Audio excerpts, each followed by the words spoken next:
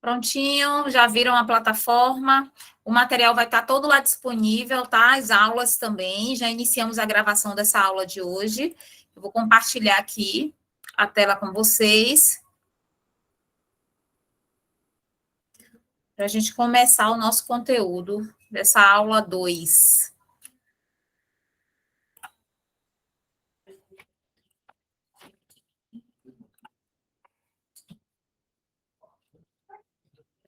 Todo mundo visualizando a tela, o compartilhamento de tela. Internet ok, o som também está ok? Ok. Vamos lá. A gente vai começar relembrando, e aí aproveitem também para fazer qualquer tipo de pergunta, alguma dúvida que vocês tenham, o nosso caminho de ontem. O que é que acontece quando vamos iniciar um trabalho de gestão documental, um trabalho de tratamento de acervo arquivístico, tá? Vamos começar esse trabalho, qual é o passo a passo, o que é que eu devo fazer, para onde eu vou. Então, o tema da nossa aula de ontem foi esse. O que é que a gente vai, como é que a gente vai começar o trabalho? Qual é o primeiro passo? Que passo eu dou, Aline, e agora? O que é que eu vou fazer? Então, a gente viu que é necessário ter um conhecimento básico na área de arquivo, para a gente entender que a fita cassete é um documento, o VHS é um documento, aquele desenho rabiscado no papel é um documento, uma poesia que começou a ser feita, um poema e um pedaço de guardanapo. Então, tudo isso, tudo faz parte de um acervo, tá? Um acervo pessoal, um acervo empresarial, um acervo institucional. Então, ontem a gente passou um pouco desses conceitos para que vocês consigam reconhecer o documento de arquivo, para que vocês percebam também a diferença do documento de arquivo para o livro da biblioteca, para a peça do museu. Falamos também que, com esse conhecimento básico na área de arquivo, nós que vamos trabalhar com um acervo pessoal, precisamos conhecer e estudar a biografia dessa pessoa. Quem foi Macota Valdina? Nós precisamos ter esse conhecimento. Inicialmente, vai ser um conhecimento básico do que a gente tiver, do que a gente conseguir pesquisar, tá? Mas no decorrer do trabalho, isso vai se aprofundando. E quando eu digo básico, é assim, logo nos primeiros dias, geralmente a gente vai e faz aquelas pesquisas na internet, mas sempre buscando se aprofundar. Porque quanto mais eu conheço do produtor, melhor eu vou fazer este trabalho, tá? Eu vou conseguir espelhar a sua vida, as suas relações ali no trabalho do seu arquivo, na organização do seu arquivo. Então, é importantíssimo estudar a pessoa. Se for sua empresa, estudar a estrutura da empresa, o regimento da empresa. Bom, feito isso, eu preciso pensar como que eu vou fazer esse trabalho de organização documental. Como é que eu vou estruturar essa documentação? Quais são os métodos que eu vou utilizar? Como eu vou organizar esse arquivo? Então, para um acervo permanente, um acervo de terceira idade, um acervo histórico, nós vamos trabalhar com um quadro de arranjo, tá? Então, eu vou estruturar grandes conjuntos documentais. Dentro desses grandes conjuntos documentais, eu vou ter subconjuntos, outros conjuntos que vai refletir a vida, a trajetória daquela pessoa. Então, nós vimos que isso tudo a gente faz na elaboração de um quadro de arranjo, tá? Um quadro de arranjo arquivístico. E, feito isso, com essa estrutura montada, sabendo já como que eu vou organizar essa documentação, né, como eu vou estruturar este arquivo, a gente vai pensar na estrutura física para iniciar o trabalho. Então, quantas pessoas eu vou ter trabalhando no local? Qual é o prazo que eu tenho? Esse número de pessoas atende dentro desse prazo? O que é que eu preciso de material? O que é que eu preciso de instrumentos para conseguir fazer o tratamento? Eu vou ter uma triagem, o que é que eu vou usar na triagem? Eu vou ter uma higienização de papel, o que é que eu uso para higienizar o papel? Eu preciso de mesa, eu preciso de equipamentos de proteção individual. Então, tudo isso está no antes, está na preparação para o projeto, tá? Esse treinamento que vocês estão tomando aqui também é um antes, é algo que a gente, com frequência, está dando dentro de empresas, dentro de instituições, para pessoas que vão realizar esse tipo de trabalho. Então, tudo isso compõe o antes do projeto, e foi a nossa aula de ontem. Tudo bem até aí? Alguém quer fazer alguma pergunta? Tranquilo, né? E aí a gente entra na nossa aula de hoje, que é a aula 02, que aí a gente já vai trabalhar o durante, né? O tratamento documental arquivístico. O projeto começou, as pessoas estão aqui para trabalhar. Pegamos o documento, estamos aqui de posse da massa documental. E agora, o que é que nós vamos fazer com todos esses papéis, essas fitas, esses CDs, DVDs, esses vinis? O que é que nós vamos fazer com essa documentação que está aqui? Então, aí vem um segundo caminho, ou melhor, uma continuação de onde paramos ontem. Então, eu já tenho tudo estruturado para trabalhar o meu arquivo, para iniciar o tratamento documental. Eu vou fazer agora uma triagem nessa documentação. E depois de feito uma triagem, eu vou começar a classificar essa documentação de acordo com aquele quadro de arranjo que nós criamos lá, quando estávamos fazendo o estudo da pessoa. E aí, depois eu vou ordenar. E aí eu talvez tenha, e a gente vai ver isso mais para frente, alguma coisa para eliminar. E aí eu vou seguindo o caminho. Eu já fiz a triagem, eu já classifiquei, eu já ordenei, eu vou higienizar essa documentação. Nessa higienização, eu vou identificar que talvez tenham documentos, existam documentos dentro desse acervo que precisem de restauração ou de pequenos reparos, pequenas intervenções vão ser feitas, né, no contorno do papel, em um rasgo, e aí a gente vai passar também por essa etapa de restauração e de pequenos reparos. E aí nós vamos acondicionar e armazenar. Assim como eu expliquei ao pessoal na turma no período da tarde, antes do acondicionamento e do armazenamento, e aí a gente vai tratar uma aula só sobre isso, nós vamos entrar aí, ó, com a digitalização. Então, antes mesmo que acondicione e guarde o papel, ele vai ser digitalizado, tá? Então, esse é o caminho do durante. E aí, depois, vocês vão conhecer um outro caminho, que é o da conservação, de manter a manutenção desse arquivo. Então, hoje nós vamos trabalhar esse caminho do durante.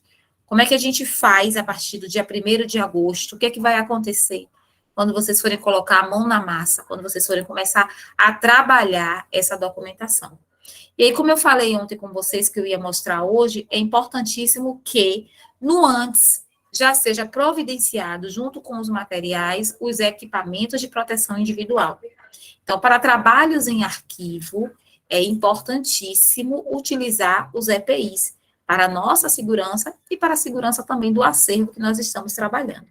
Então, a gente vai utilizar a máscara, e aí já faz mesmo parte, né, da nossa vestimenta, a gente está o tempo todo usando máscara na rua, nos locais, não vai ser diferente, tá? A gente vai usar a máscara para que a gente não respire as sujidades que vão ser retiradas do papel no momento que começar a manusear, né? Vai levantar poeira, tem sujidade, às vezes a documentação está úmida, então a gente vai usar a máscara para que a gente tenha essa proteção do ambiente que vai se formar ali quando começar a manusear essa documentação que está parada, está guardada, com certeza acumulou poeira.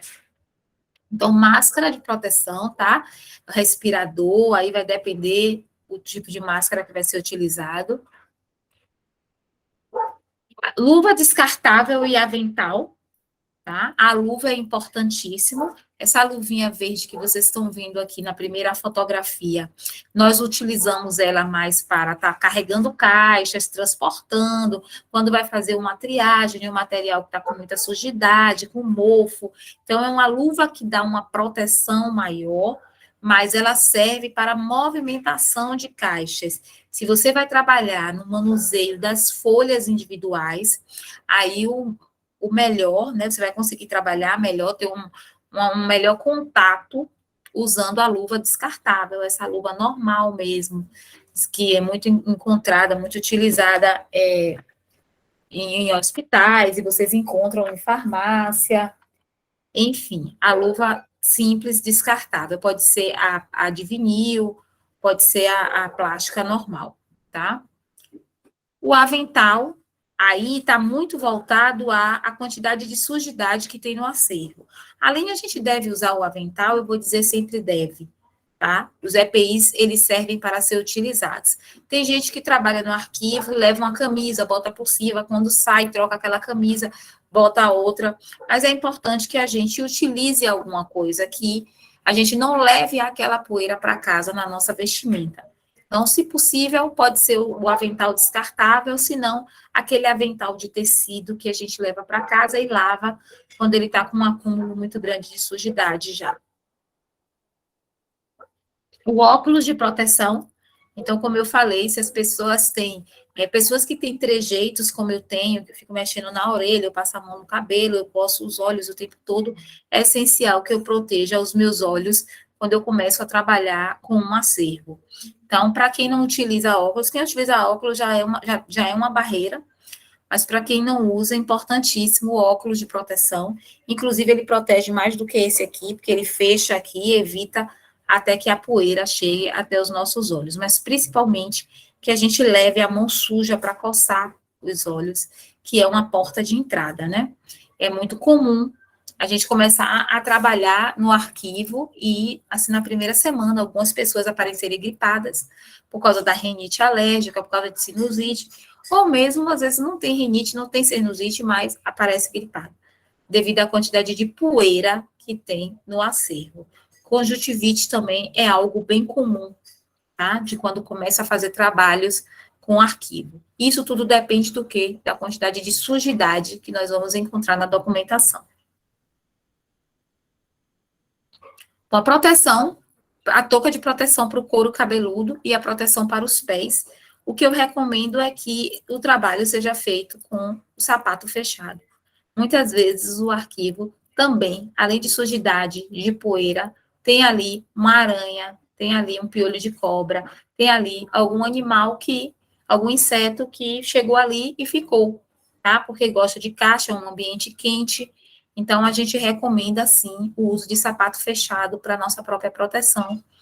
E a touca, se quiser proteger o cabelo, a cabeça, esse dia eu não vou lavar meu cabelo, tem muita poeira, a gente recomenda também que use a touca, tá? Máscara, luva, jaleco, touca. Aí o que a gente flexibiliza mais aí é a touca e a proteção para os pés. A proteção para os pés é bem flexibilizada, as pessoas pouco usam, escorrega, e a gente realmente vê que se está com um sapato fechado, não tem a necessidade. A touca também fica a critério do funcionário, da pessoa que está ali trabalhando, do colaborador, tá? Mas a luva, a máscara e o jaleco é importantíssimo. Se não puder usar o jaleco, uma outra camisa por cima, de preferência de manga, que proteja os braços também, para poder realizar esse tipo de trabalho. E aqui, uma ilustração, está aqui, essa foto é minha, e aí vocês podem observar que a gente está usando um jaleco de tecido, a proteção para o cabelo, geralmente eu uso quando meu cabelo está escovado, para evitar o acúmulo de muita poeira, e ter que lavar, né, porque eu tenho o maior trabalho, e depois tem que voltar para lavar. O óculos, e protege bastante. Esse mais fechadinho assim é excelente. A luva e a máscara, tá? Importantíssimo. Pois não, Eneida, fica à vontade. Oi, Aline. Tem também aqueles protetor de braço, né, que a gente chama de mangote. Para se as pessoas não tiverem jaleco, a gente não disponibilizar jaleco para todo mundo, eu poderia conseguir também, eu tenho acesso, eu poderia conseguir alguns mangotes também, que aí já Ótimo. protegia também ali, né, dos pelos do braço e tudo mais.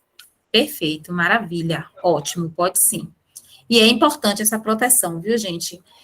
Micose de pele, problemas respiratórios, conjuntivite, tudo isso é comum, tá? A gente não sabe, eu não sei dizer para vocês a quantidade de sujidade que nós vamos encontrar no acervo, tá? Eu acredito que não vai ter grandes sujidades, mas a gente está fazendo aqui um curso de formação em auxiliar de arquivo, né? É uma preparação para esse e para tantos outros arquivos que vocês possam vir a trabalhar, a colaborar. Então, é importante ter essa consciência da importância do uso do EPI. Assim como nós nos conscientizamos da importância do uso da máscara, né? Agora, durante a pandemia, a mesma coisa. A gente precisa usar mesmo para a nossa proteção e também para a proteção do acervo, tá?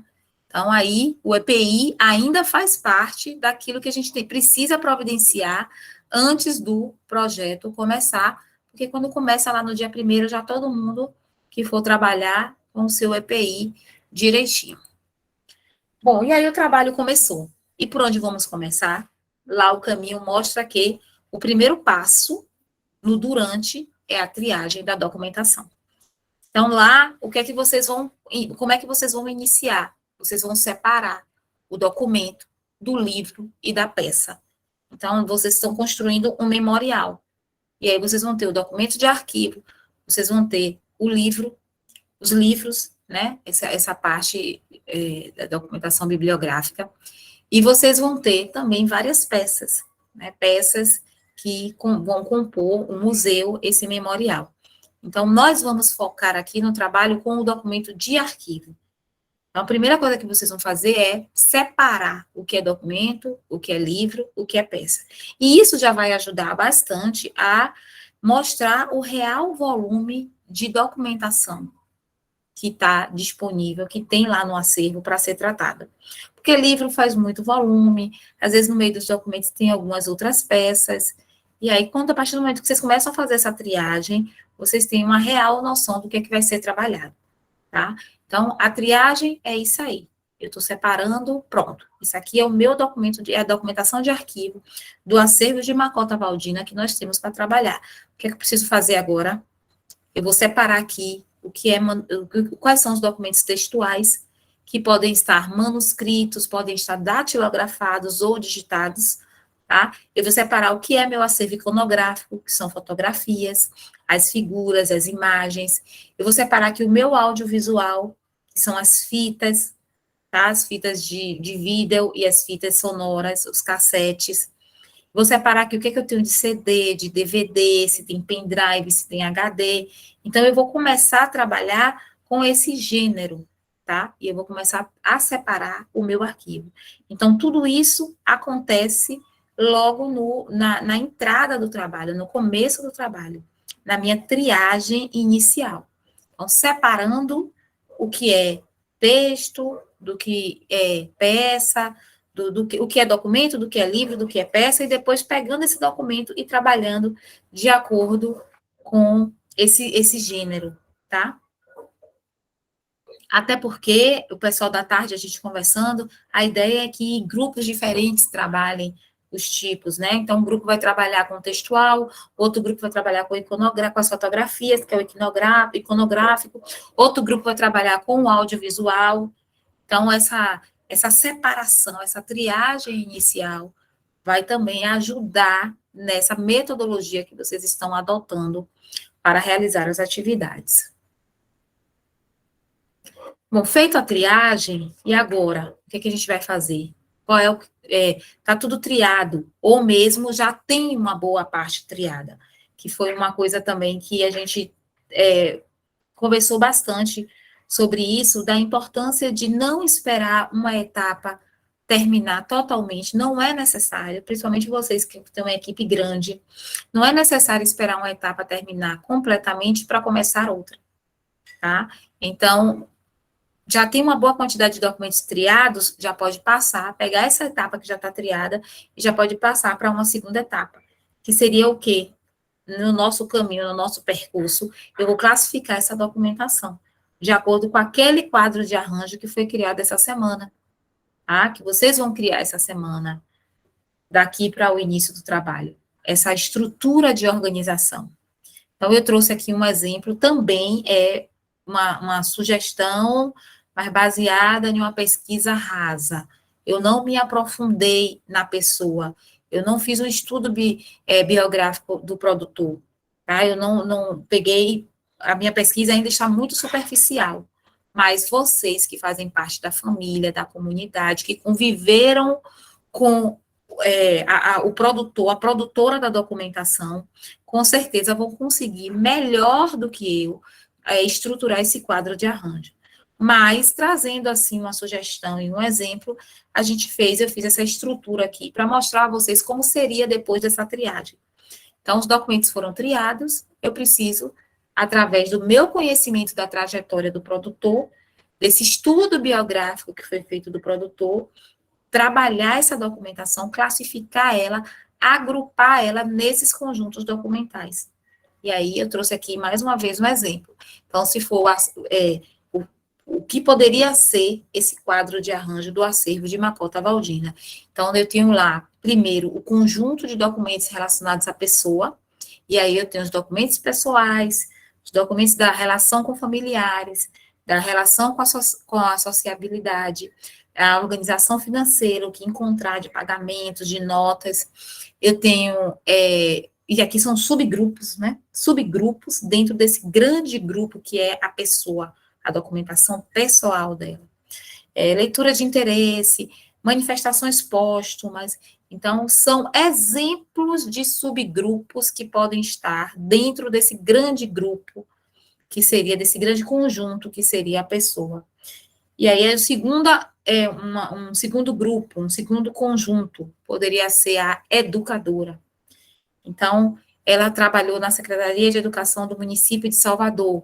Então, dentro da Secretaria, se ela tivesse trabalhado na Secretaria de Educação e do Estado, a gente poderia já aí ter 2 subgrupos. E dentro de município, o que encontrou relacionado ao município, e dentro de Estado, o que encontrou relacionado ao Estado. Mas, nesse caso, é a Secretaria de Educação do município. Então, nesse trabalho dela como educadora, sugestões de subgrupos aí dentro. Realização de aulas, todo o material de realização de aulas, de cursos, material relacionado a seminários, palestras e outras atividades didáticas, coordenação de cursos, elaboração de políticas educacionais, e o que mais vocês forem encontrando, ou inclusive outros grupos, né, que aqui é só um exemplo, uma sugestão. E aí, como sacerdotisa religiosa, né, como Eked, como Macota, o que vocês encontraram? E aí vocês vão ou criar, ou está já essa documentação, ou criar subgrupos, como a gente fez aqui no exemplo do 1 e do 2. E aí, dentro dessa parte de sacerdotisa religiosa, também agrupar esses documentos. Como ativista política, como escritora, aí eu coloquei o exemplo que o primeiro subgrupo seria tudo que vocês encontrarem sobre o livro, Meu Caminho, Meu Viver.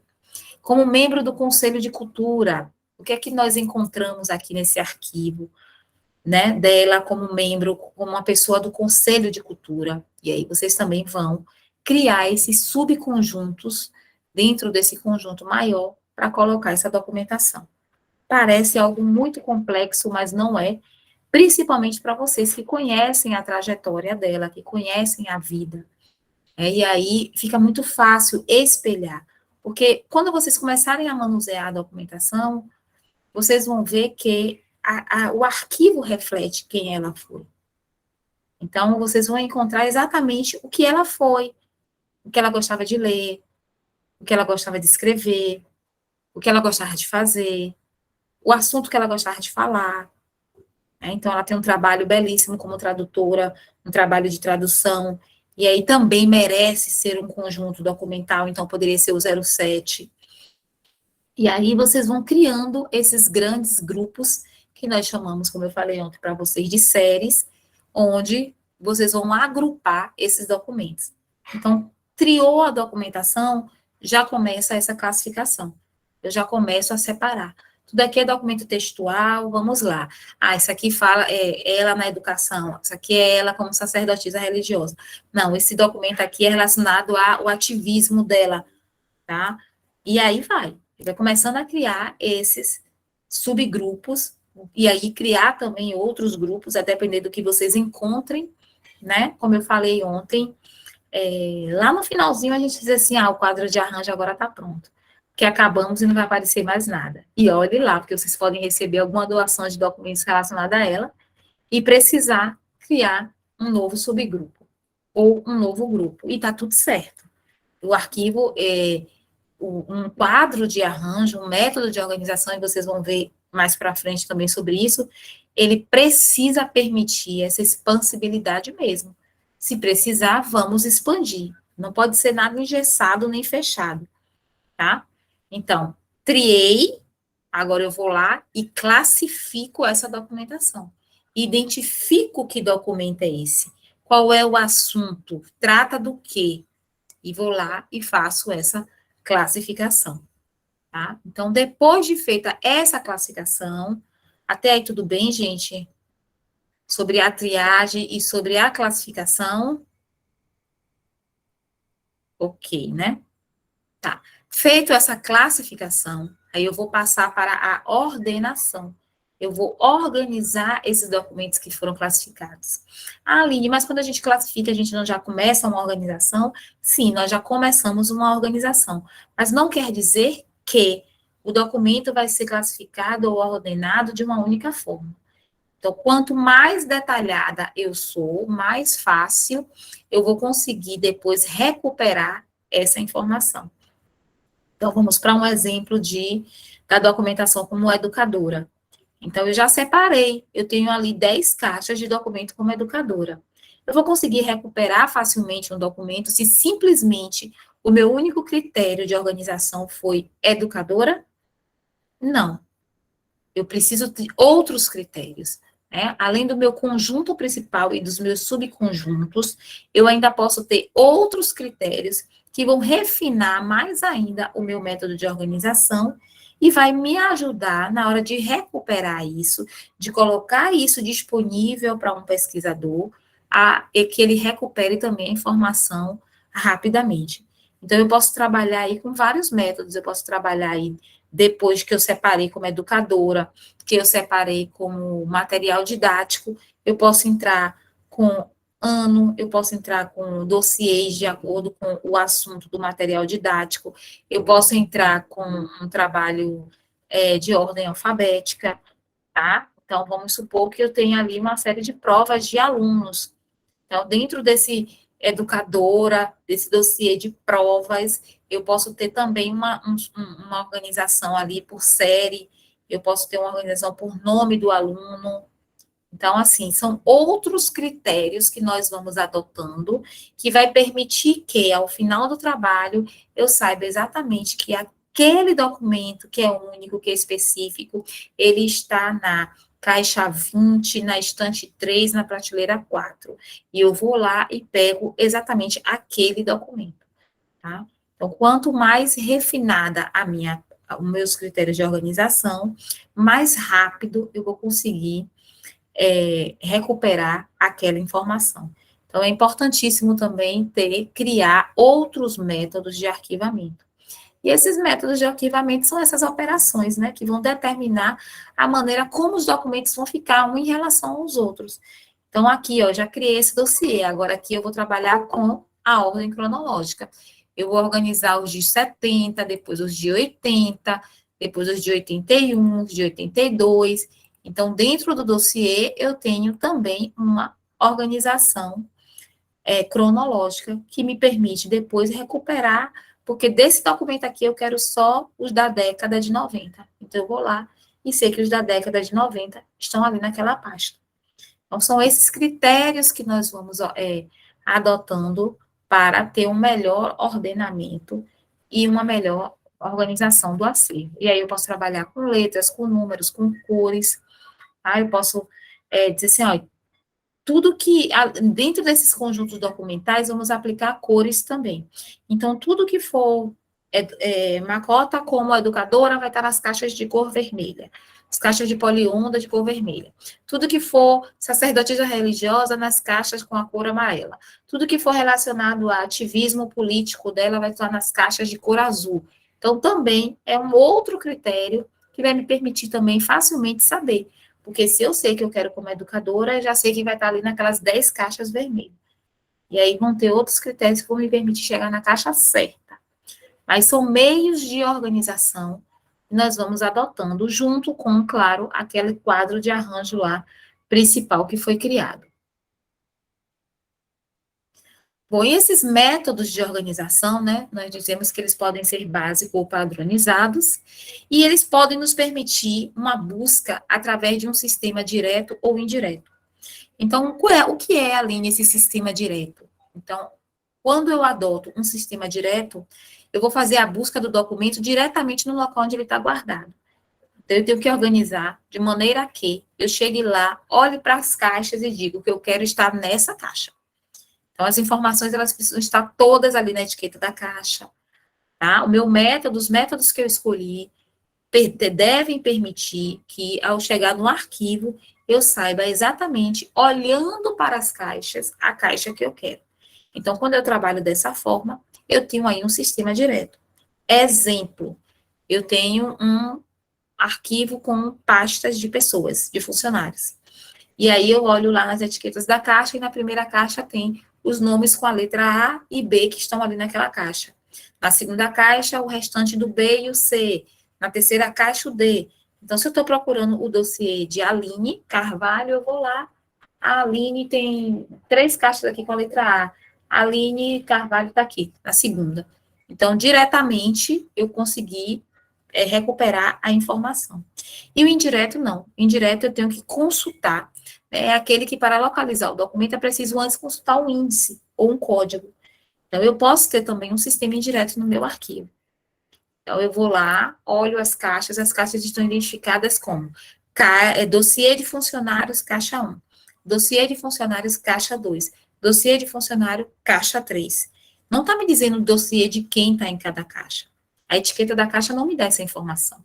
Então, o que é que eu vou fazer? Eu preciso ter uma planilha, que pode ser uma planilha do Excel, pode ser uma lista no Word, me dizendo, dossiê de funcionário, caixa 1, tem todos esses dossiês dentro. Caixa 2 tem todos esses dossiês dentro. Caixa 3.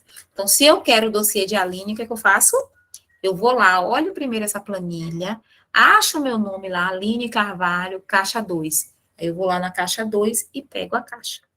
Então, aí é uma consulta indireta, tá? E quando eu consigo diretamente lá no arquivo e pegar o documento, eu faço uma consulta direta. Qual é o melhor, Aline? Depende, precisa verificar. Às vezes o arquivo não permite o ambiente ou o local onde o arquivo está estruturado, uma busca direta, né? Documentos de RH são documentos, dentro desse exemplo que eu dei, são documentos que já nascem sigilosos, então eu não vou listar nome de pessoas na frente da caixa, eu vou deixar mesmo só com a numeração, e só as pessoas que têm acesso sabem o dossiê de quem, onde está. Ler, fazendo pesquisa documental, ler a etiqueta da caixa é muito cansativo, então, particularmente, eu não gosto da etiqueta da caixa com muita coisa escrita, porque na hora que você vai fazer uma busca, você acaba cansando muito a procurar, lendo todos aqueles nomes. Eu, particularmente, gosto mais da consulta indireta, do sistema indireto, de ter que consultar, olhar primeiro o inventário. Nada impede também que eu tenha o meu inventário detalhando o que é que tem em cada caixa, mas a etiqueta da caixa também me dê uma dica. Não precisa ter o nome, mas ali está dizendo dossiê de funcionários letra A, dossiê de funcionários letra A, ponto 1, A, ponto 2, dossiê de funcionários letra B. Então, se eu quero o dossiê de Bruna, eu sei que letra B tem só aquela caixa ali, ele vai estar ali dentro. Então, existe, assim, uma flexibilidade, uma forma da gente trabalhar isso de maneira que fique melhor para quem vai recuperar a informação. A gente tem que lembrar também, sempre, que organizar arquivo é pensar em como essa documentação vai ser recuperada. Como é que a gente vai recuperar? Né? Quando a pessoa vai me pedir, ela vai me pedir com o quê? Não adianta eu organizar por ordem alfabética, e na hora que você vai me pedir, você me pede pelo número da matrícula. Eu nunca vou saber em que caixa tá, porque eu não, ali está me dizendo o nome, não está me dizendo o número da matrícula. Como é que eu vou fazer isso? Então, tem que pensar em todos esses detalhes. Vocês vão precisar pensar em todos esses detalhes na hora que vocês forem estruturar essa documentação para colocar na caixa, tá? Então, decidir qual o método, decidir quais são os grandes conjuntos, os subconjuntos. Dentro desses subconjuntos, qual o método que vocês vão trabalhar esses dossiês, tá? A gente vai botar por ordem alfabética, vai botar por ordem cronológica, vai continuar trabalhando de acordo com o assunto. Então, isso precisa também ser definido para vocês. Tá? E aí, o melhor é no contato ali com a documentação. Depois dessa triagem inicial, depois dessa classificação, vocês vão conseguir visualizar qual a melhor forma de dispor aqueles documentos antes de acondicionar e armazenar. Tranquilo até aí?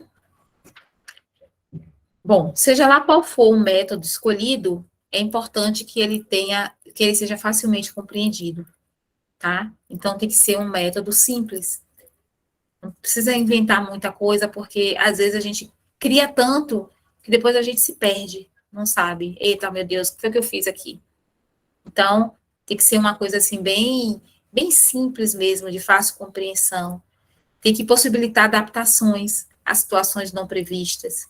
Então, um exemplo que eu gosto sempre de trazer é, a gente organiza, por exemplo, arquivo de demitidos, por ordem alfabética. Então, eu chego aqui na empresa, por exemplo, e organizo todas essas 200 caixas. Aí eu boto tudo em ordem alfabética e coloco lá, e esqueço que a empresa está ativa, ela continua admitindo e demitindo pessoas todos os dias. Mas eu arrumei ali aquelas estantes, coloquei as caixas, e eu não pensei que o arquivo vai crescer. E aí, um tempo depois, a pessoa que trabalha no arquivo, ela está cheia de dossiês com a letra A para colocar ali, mas a caixa da letra A está lotada, do lado dela tem colado uma caixa da letra B também lotada, e aí a pessoa fica, como manter o padrão de organização?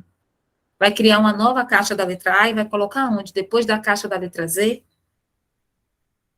Então, é sempre pensar, né, que a gente tem que pensar nessas situações, que nesse caso não é nem não prevista, é uma situação prevista, né, o arquivo cresce. Então, precisa permitir essa expansibilidade do arquivo, o método que vai adotar. Precisa pensar, e aí, qual seria a solução nesse caso? Eu trabalhar primeiro com 1 ano. Então, eu organizo ali dentro daquele arquivo de inativo de pessoal, todos os demitidos do ano 2000. Acabou o ano 2000, não vai ter mais demitidos em 2000. Os próximos vão ser os de 2001, 2002, 2003. Quando eu chego em 2022, que o ano acabou, eu posso fechar aquela caixa ali. Porque se tiver um demitido a partir do dia 1º de janeiro, ele já vai entrar na caixa dos demitidos de 2023. E aí sim, eu posso ter um método alfabético? Posso.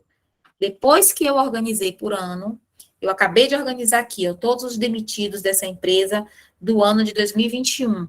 Aí, aqui dentro dos demitidos de 2021, eu posso organizar por ordem alfabética. Eu posso organizar pelo número de matrícula.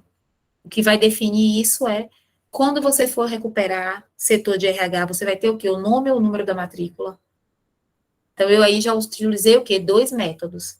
E eu pensei que na expansibilidade do arquivo, o arquivo vai continuar crescendo, a empresa vai continuar contratando e demitindo, é normal de toda empresa, tá? Então, seja lá o método que for escolhido, ele precisa ser simples, permitir essa flexibilidade, permitir a expansibilidade, tá? É importantíssimo pensar que novos documentos podem chegar para compor esse arquivo.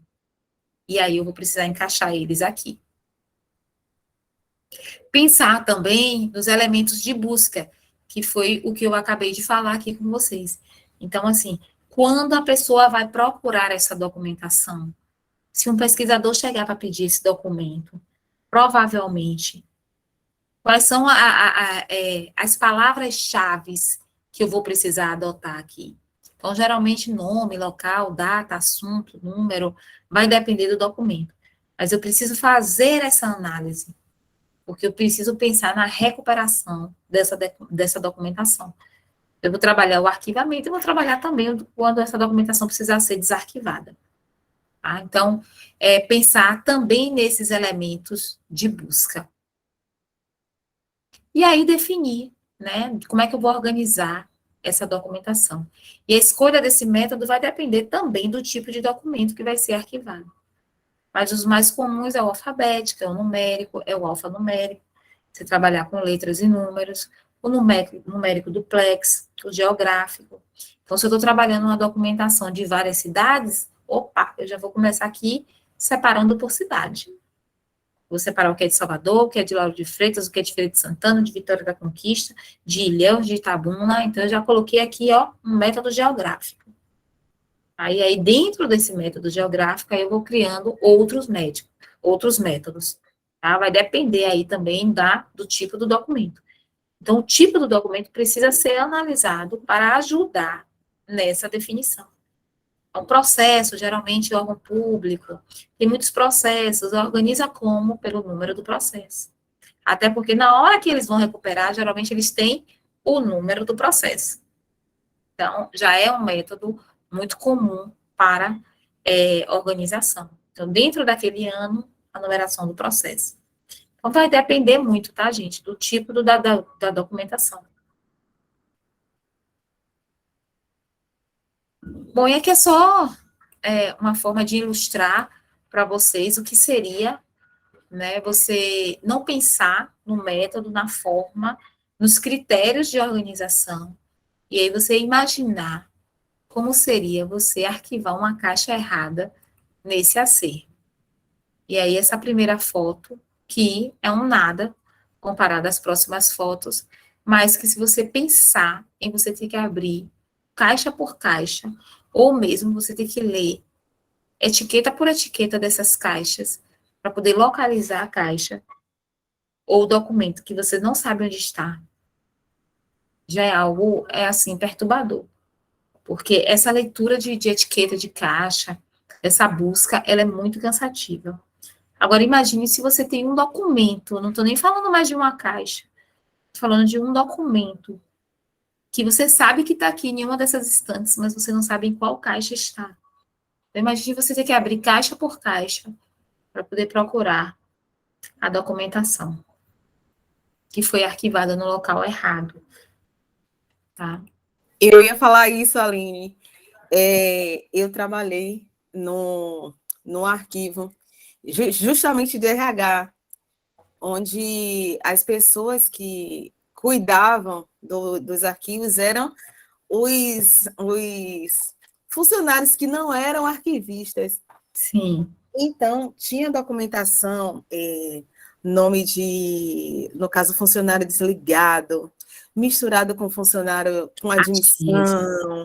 E aí você tinha que localizar porque a gerente queria naquela hora. Ó, eu vou te dizer. É tudo gente, né? É tudo gente. Teve época de eu passar no arquivo, só dentro do arquivo, da hora que eu cheguei até a hora de ir embora, procurando somente um documento em todas as caixas. E os espelhos, tudo que não tinha nada a ver com Um conteúdo. Menina, eu passei o dia. E é estressante, viu? Muito, muito. É incrível. É incrível o quanto é cansativo. Você vê essas estantes Demais. e só imaginar que você tem que abrir caixa por caixa, porque vocês precisam... Dá vontade de sair correndo. Dá vontade de sair correndo. É isso mesmo. Dá vontade de sair correndo. Então, assim, todo esse cuidado, né, que a gente tem de estar pensando no método, na forma, no conjunto, na identificação, de como você vai etiquetar a caixa, da informação que você vai colocar, que você vai criar um inventário mapeando todas essas caixas, vai ter um inventário também do local, onde estão, com o endereçamento de todas essas caixas. É porque você pode se ver numa situação dessa. E aqui eu estou mostrando a parte da frente das estantes.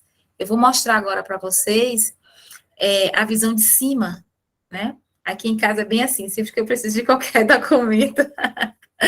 Pois é, então assim, aqui é a frente, né? Agora olhe de cima esse arquivo.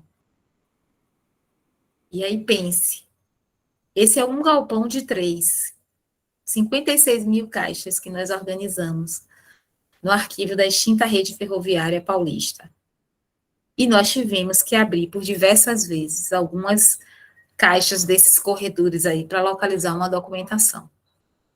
Que, lógico, trabalhando nós com pessoas humanas, falhas, suscetíveis a erro, em algum momento o documento não estava na caixa que deveria estar.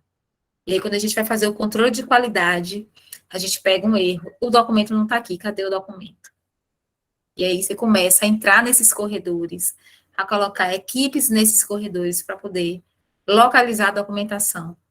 Claro, tem algumas pistas, algumas coisas, vamos procurar o assunto parecido, o ano parecido, para poder ver.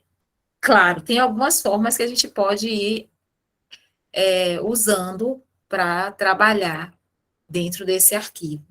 Mas imagine é tão complexo, o arquivo pequeno é tão complexo quanto, tá? Eu estou mostrando aí para vocês a visão superior de um galpão, são 3 aí nesse caso, com 56 mil caixas, mas eu digo a vocês que uma sala com 20, 30, 40, 50 caixas é tão estressante quanto. Então, o que a gente puder fazer para ter assim o máximo de atenção, para observar os critérios, para evitar um arquivamento errado, a gente deve fazer. Porque às vezes a gente não consegue recuperar o documento que foi arquivado errado. Ainda tem isso, que ainda acontece de você não conseguir recuperar, ou de você ficar meses. Quem é que consegue? Quem é que pode hoje? Imagine para a Aline passar um dia todo, entrar no trabalho, da hora que entrou, a hora que saiu, abrindo caixa e procurando documento.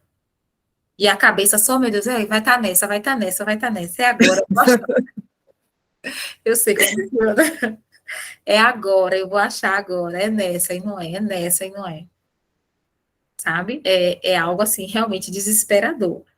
Então, a gente consegue, sim, evitar com atenção. Não é assim, erro zero. A gente tenta trabalhar com erro zero, claro, mas estamos trabalhando com pessoas. E quanto maior a equipe, maior a possibilidade de ter erros.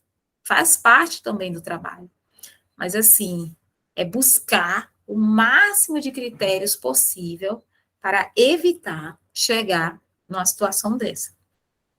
De você ter que voltar ao trabalho, de você ter um retrabalho, de você ter que parar por 1, 2, 3 dias toda a equipe para poder procurar uma documentação, sabe? Então, a gente consegue, assim, reduzir o máximo possível, né, essas possibilidades de erro. Porque é desesperador, alguém botou aí desesperador, realmente é desesperador.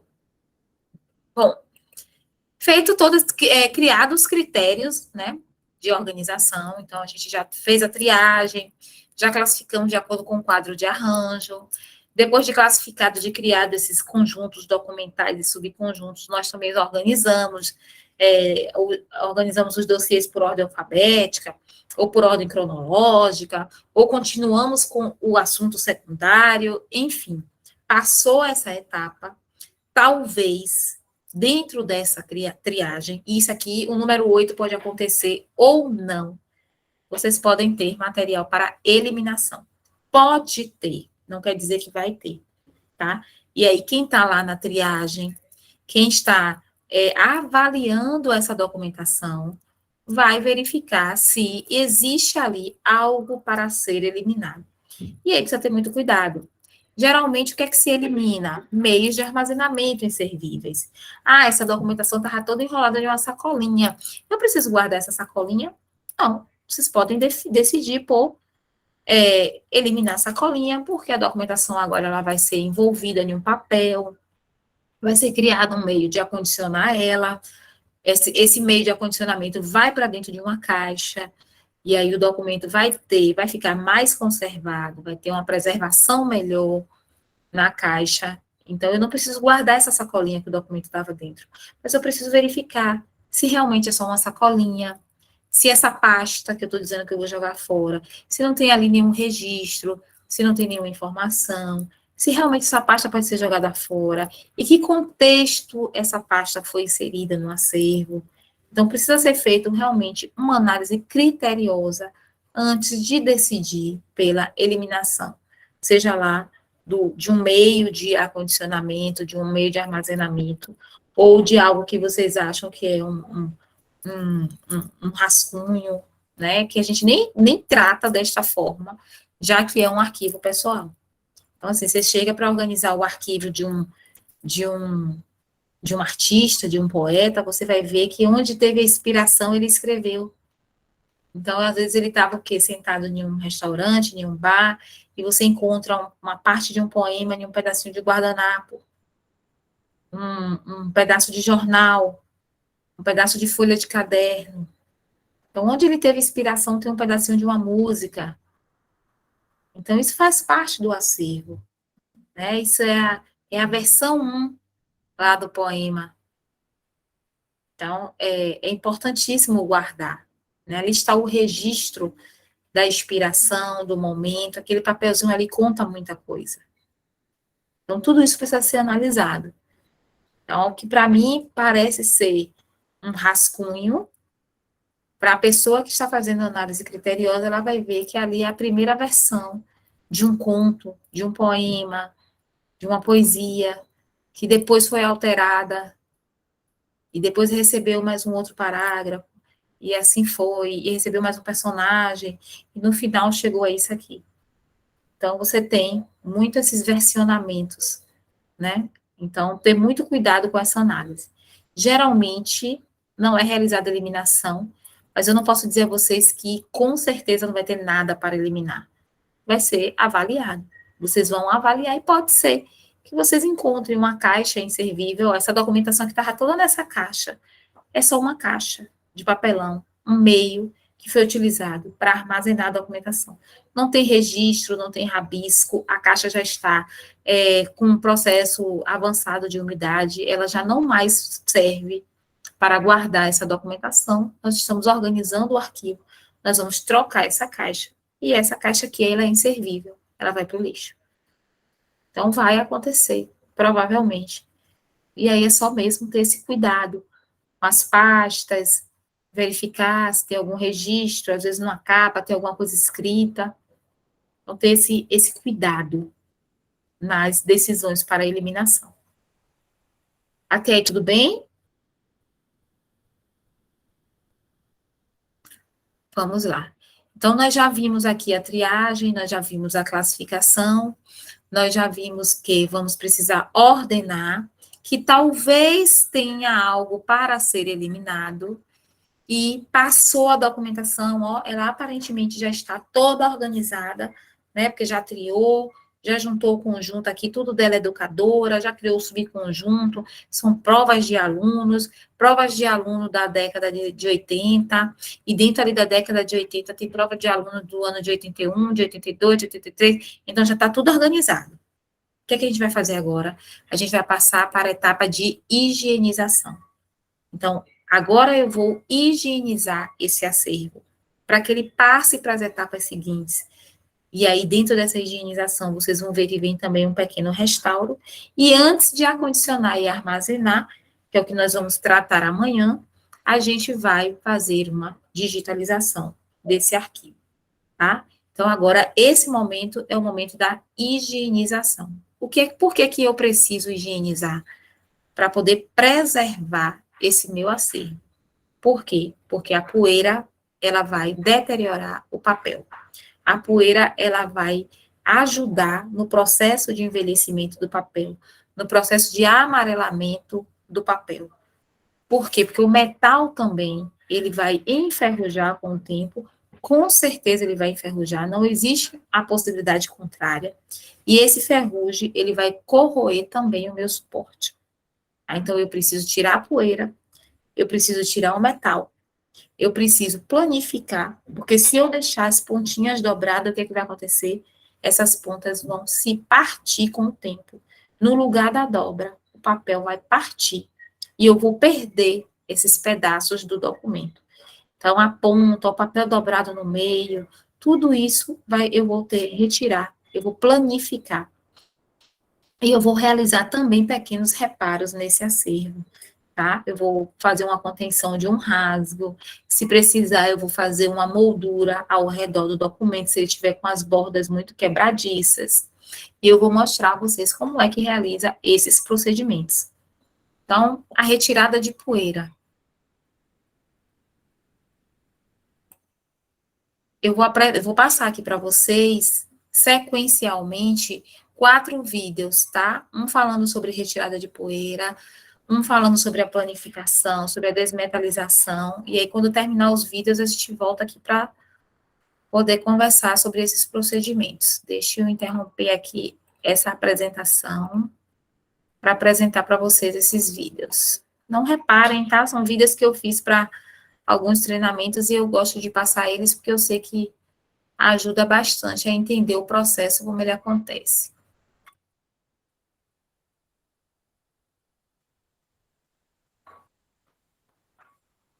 vocês um pouquinho sobre a higienização. Porque eu recebi o material, eu conferi o material, eu fiz os meus controles, né, meu protocolo de recebimento, eu conferi que está tudo certinho. Agora eu preciso preparar essa documentação para a etapa seguinte, para o meu colega que vai digitalizar.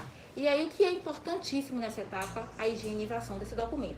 Por duas questões. Primeiro, a higienização já vai contribuir para a preservação, para a vida útil desse documento. E essa higienização também vai contribuir para que o meu scanner, para que o meu maquinário não seja danificado com grampos, com poeira, que tudo isso danifica os nossos equipamentos. Então, eu preciso ter uma excelente higienização. E para fazer uma boa higienização, eu preciso, primeiro, antes de tudo, para estar trabalhando com documentação, não podemos esquecer os EPIs, tá, gente? Óculos, eu estou com o meu, mas se eu não tivesse um óculos de proteção, as luvas, a máscara, que já virou parte da nossa vestimenta, o jaleco de manga comprida, tá? O jaleco protegendo aqui, ó, os nossos braços. Então, eu estou protegida contra qualquer ácaro, qualquer resíduo de poeira que poderia agredir a minha saúde. Então, eu me protejo para fazer o trabalho de preservação e conservação nesse documento. Bom, a retirada de poeira. Para a retirada de poeira, eu preciso de uma trincha macia ou de um pincel próprio para limpeza. Esse daqui é excelente, eu recomendo, tá? Ele é ótimo, não danifica o documento, ele é leve, ele tem uma facilidade também de realização do serviço. Então, para retirada de poeira, essa trincha aqui, própria para documentos. O processo de retirada de poeira, ó, sempre a poeira você não vai nunca jogar para cima de você. Lembre-se de se proteger. A poeira, ela vai para frente, lado contrário. Se tiver uma mesa de higienização que vai estar sugando, fazendo a sucção dessa poeira, melhor ainda.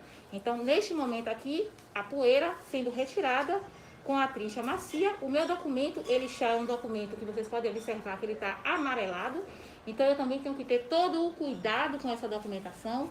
O meu local de trabalho tem que estar limpo, né? Porque eu vou estar virando essas páginas aqui, então eu preciso também de um ambiente limpo. E eu vou fazendo este trabalho aqui, ó, de limpeza do papel para que a digitalização aconteça. Essa força que eu estou colocando aqui e esse trabalho aqui, ele vai depender muito das condições do meu acervo. Aqui, neste exemplo, eu estou trabalhando com um documento que está bem danificado, com um suporte fragilizado. Então, eu estou tendo mais cuidado nessa etapa aqui, tá certo?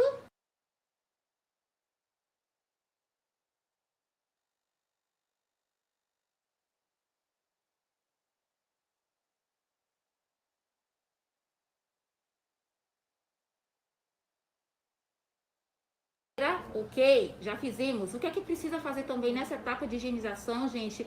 Eu tenho que desmetalizar os metais. Eles não só danificam o suporte, como também eles vão prejudicar a minha digitalização. Sem contar que eu tenho um processo montado que precisa ser desmontado. Neste caso aqui, ó, olha só, metais, eu vou substituir, tá? Se for um projeto contratado, se eu sou empresa contratada, eu já vou falar com o meu contratante para que, neste momento, esses metais sejam substituídos, ó, por grampo trilho plástico, tá certo? A gente sabe que esse daqui danifica, ele vai prejudicar o suporte e esse daqui não.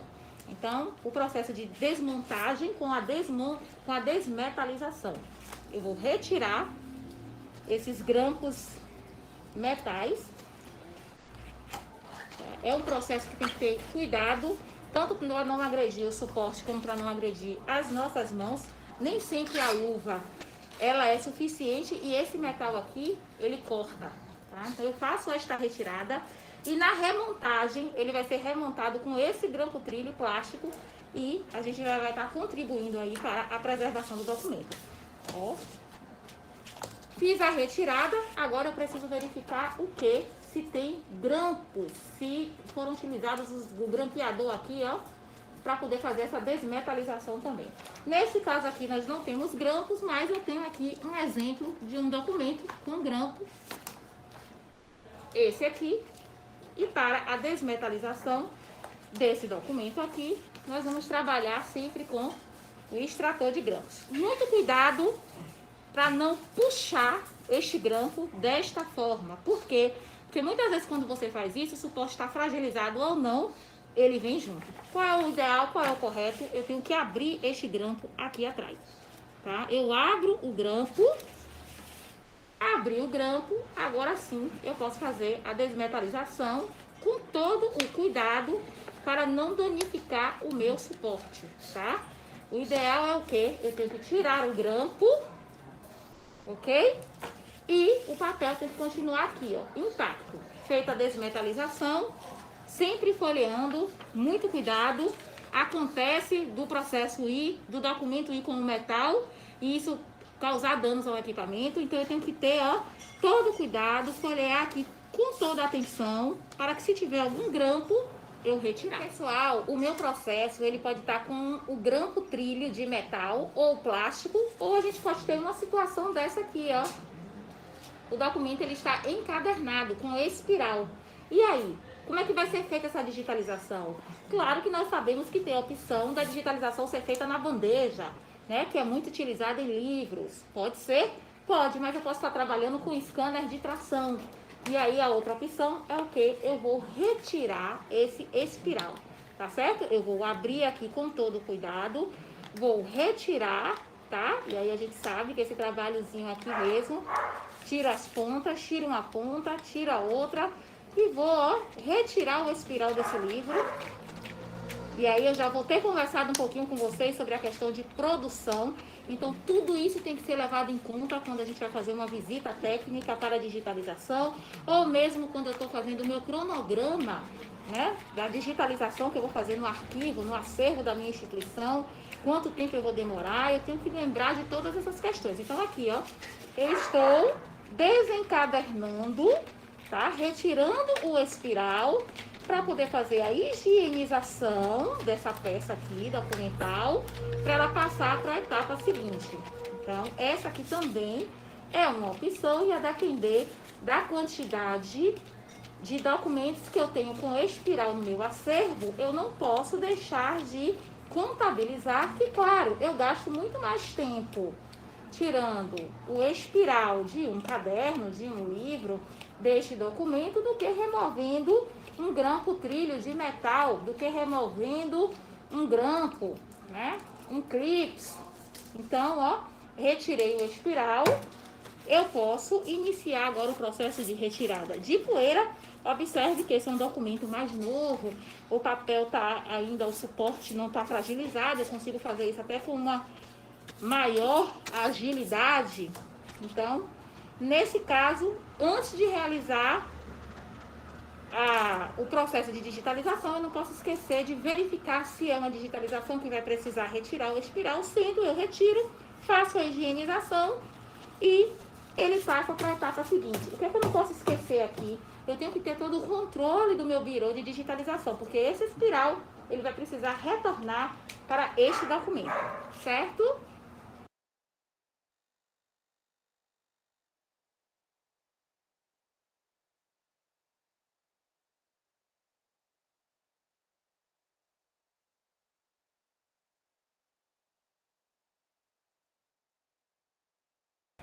Turma, esse documento, ele pode ter também dobras, tá? E essas dobras, elas precisam ser removidas.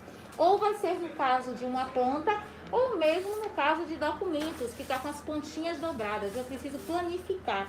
E aí, ó, eu vou abrir este documento e vou fazer pequenos movimentos no sentido contrário, para ele já ir se esticando, para que essas dobras, elas prejudiquem, ou melhor, para que elas não prejudiquem em nada a nossa digitalização. E se elas aparecerem, que esse prejuízo seja o mínimo possível. Então, eu posso utilizar aqui uma espátula de osso, posso para flexionar, mas nem sempre eu vou ter. Então, eu posso usar também uma régua e com todo cuidado eu, ó, e tirando um pouco dessas dobras no sentido contrário. No que eu faço isso, o documento vai planando. Talvez, a depender do seu acervo, do tipo do documento, você precise usar vidro, você precisa deixar ele por um tempo aberto ou não. Só esse trabalho já pode garantir que você consiga realizar a digitalização. Observar, porque essa planificação ela acontece também muito nas pontinhas dos documentos, às vezes uma folha, um pedaço que ficou dobrado, e aí é necessário fazer este trabalho. E a dica que eu dou é, se você não tem o material correto, que é a espátula de osso, você usar a régua e com muito cuidado fazendo um movimentozinho na dobra, para que o documento ele fique totalmente aberto novamente e você possa seguir para a digitalização, certo?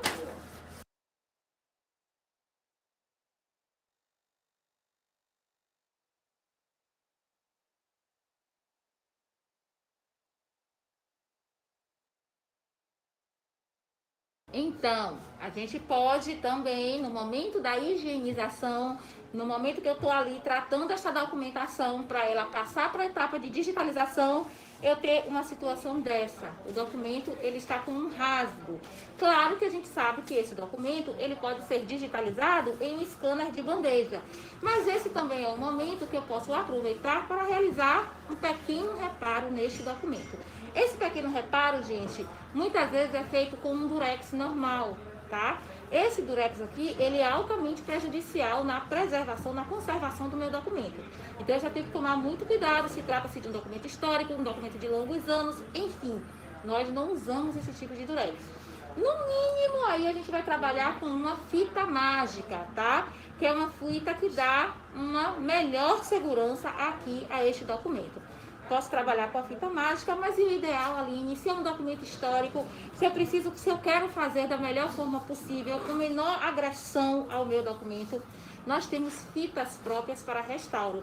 E aí eu indico essas fitas para você fazer essa pequena, que não é tão pequena assim, né, gente, contenção aqui neste documento. Lembrando que a fita vai ser colocada sempre no lado oposto à informação.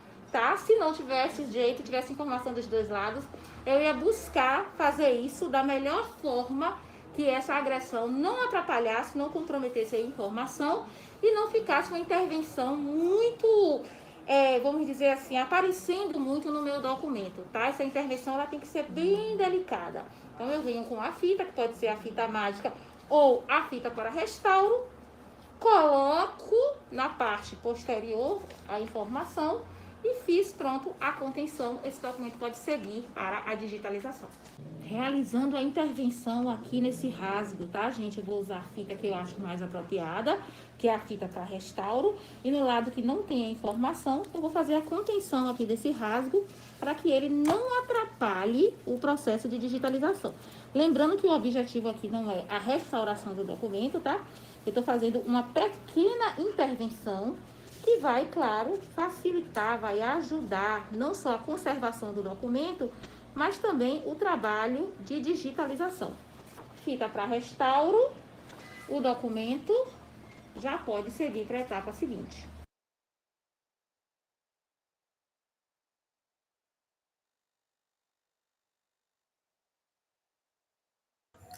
Deixa eu retomar aqui a apresentação, e aí eu já respondo.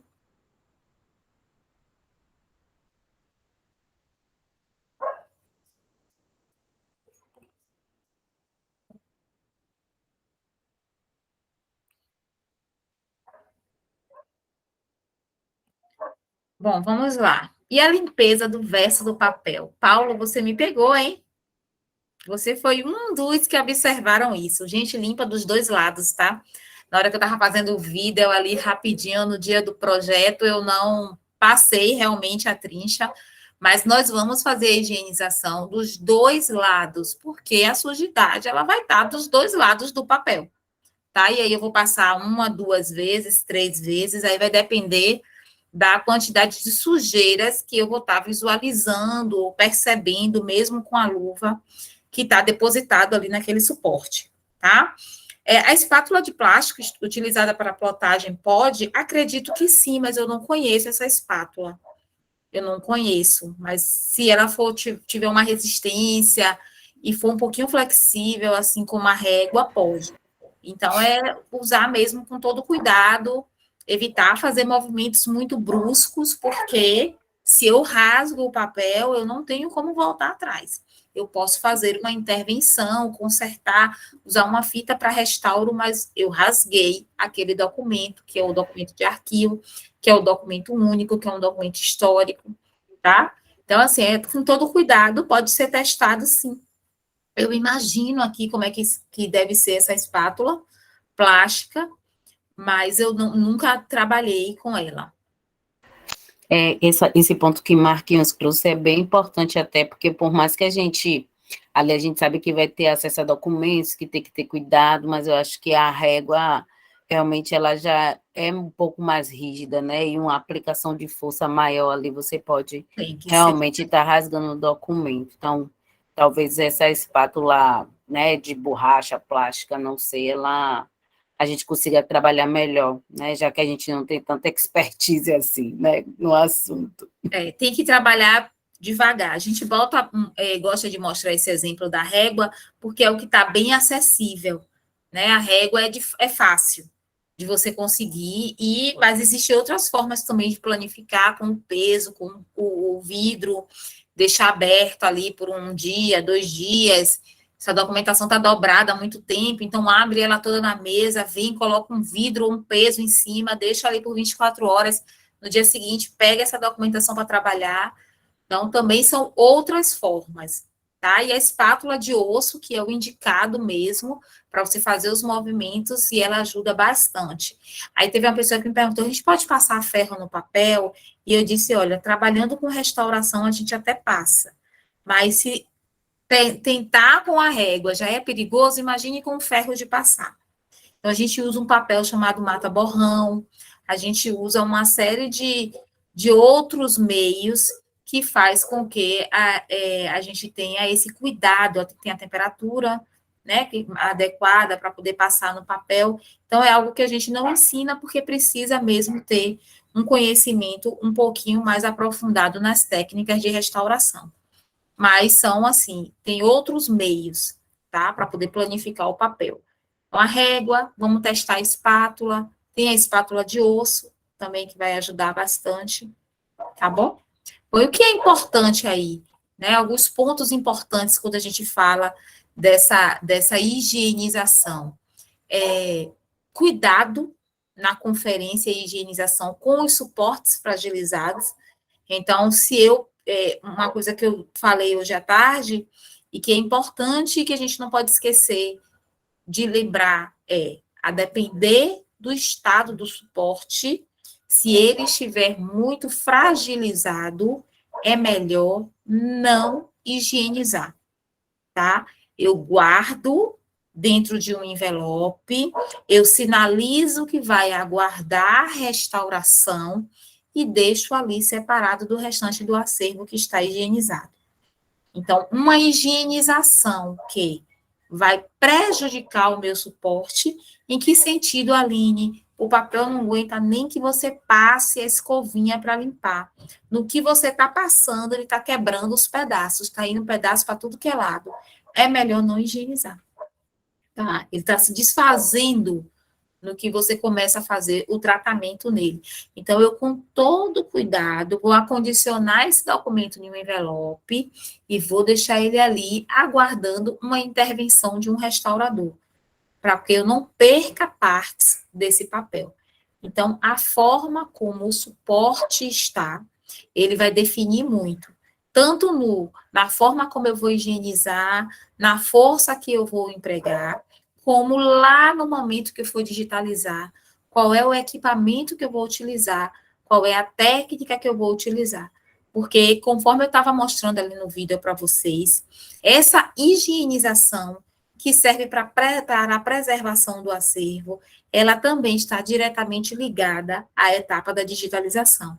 Eu não posso passar uma documentação para a etapa de digitalização sem higienizar, porque os metais, eles vão quebrar o equipamento, vão impedir que eu tenha uma digitalização boa, de qualidade, visível. Se tiver algum bichinho preso ali no documento e eu não higienizar, ele vai sair na digitalização, né? E a gente sabe que isso já aconteceu, isso já foi alvo de escândalos em relação à digitalização. do documento ser digitalizado com a baratinha presa ali nele. Então, assim, a etapa da higienização, ela está diretamente ligada à etapa da digitalização. Então, eu preciso ter esses cuidados. Eu desmetalizo porque ele vai passar lá na máquina, eu desmetalizo porque o documento, para ser preservado, ele precisa estar sem o metal. Eu tomo cuidado com este suporte que está muito fragilizado. Então, se ele não aguenta uma higienização, ele também não vai aguentar um processo de digitalização. Será que eu consigo aqui, antes de acondicionar ele para guardar o restaurador, bater uma foto, fazer uma digitalização através de fotografia? Então, tudo isso é observado nessa etapa da higienização. A condição do documento, o estado do suporte, ele é observado neste momento. Eu registro essas ocorrências identificadas, então é importante que seja registrado se encontrou documentos faltando parte, se encontrou documentos com suporte muito fragilizado, tudo isso deve ser registrado. Por quê? Porque vai embasar, inclusive, projetos futuros, né? O estado de conservação do acervo, as intervenções que precisam ser feitas, registradas, vão ajudar mais tarde, até na construção de um novo projeto. Então, você tem ali o estado detalhado do seu acervo. Os reparos, então, eu vou utilizar métodos adequados para cada suporte. Então, se eu tenho um papel, um determinado tipo de papel, eu vou utilizar papel japonês, fita de restauro. Se eu estou ali com um registro feito em linho, eu vou utilizar um material mais parecido. Então, também sempre observar o suporte para saber o tipo de reparo que eu vou adotar ali na hora que eu for realizar aquela intervenção. Aqui algumas imagens para ilustrar para vocês, né, isso tudo que a gente está falando, a questão da higienização, e aí nessa foto à esquerda vocês podem ver a higienização de um livro, tá? E aí olha só a mesa, a quantidade de sujidade que você tem nessa mesa, no material que estava envolvendo esse livro, né? Então aí é o primeiro contato.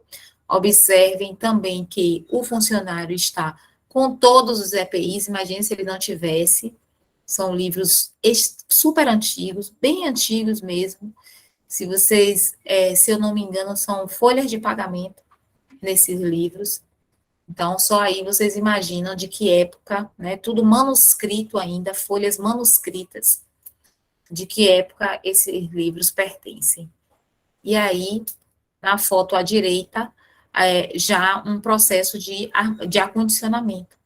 Né? Então, através do papel, e aí é um papel especial, foi um papel exigido pelo contratante, um papel livre de ácidos, de um pH neutro, um papel especial, para poder fazer o acondicionamento antes de colocar no meio de armazenamento.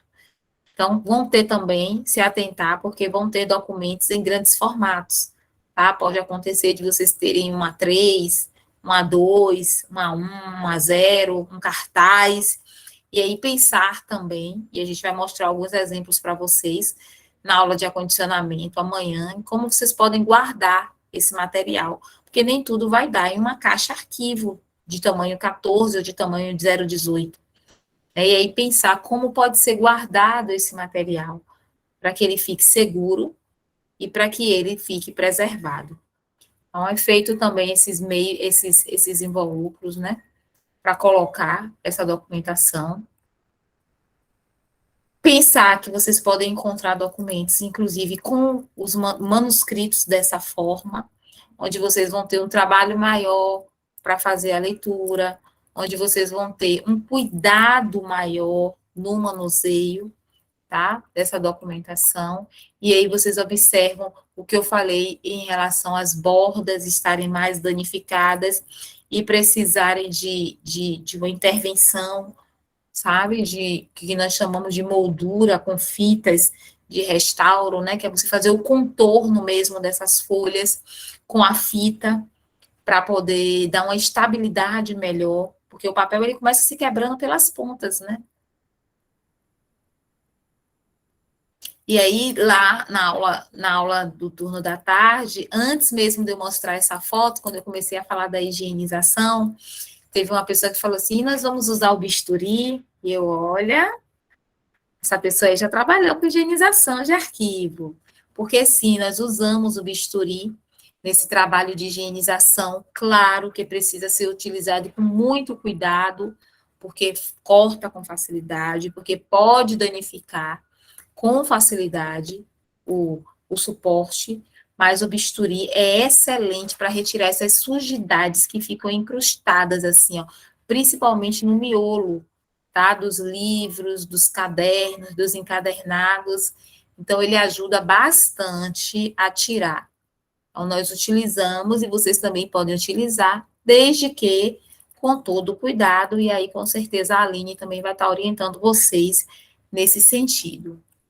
Aqui também tem uma sujidade aqui presa no papel, é uma traça, ela tá morta e mesmo ela ficou, e aí ela secou aí, e ao redor dela ela vai fazendo um processo, tá vendo, de escurecimento do papel, o papel vai ficando manchado, tá, perdendo a sua cor, e aí essa a gente retira também, o bisturi é o mais adequado para a gente conseguir retirar essa sujidade. Aqui também é um livro histórico, tá? Que foi feito um trabalho bem minucioso mesmo para a preservação do suporte.